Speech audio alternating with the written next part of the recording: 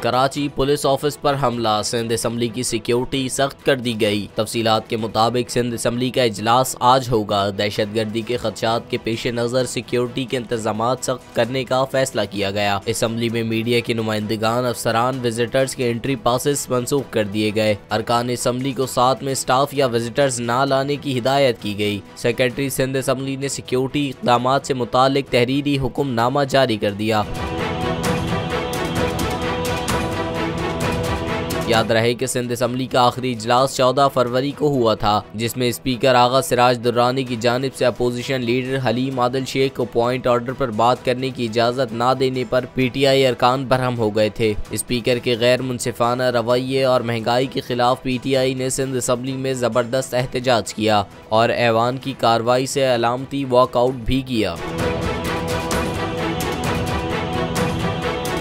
मैं हूँ सैयद मुजम्मिल शाह और अब आप मुझे देख सकते हैं सिर्फ बोल न्यूज़ पर। जिंदगी एक मैदान है और PSL 8 में हर टीम को छूना आसमान है।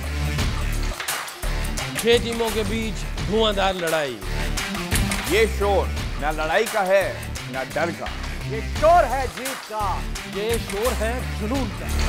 खेल का जुनून रोजाना रात 11 बजे सिर्फ बोल न्यूज़ पर।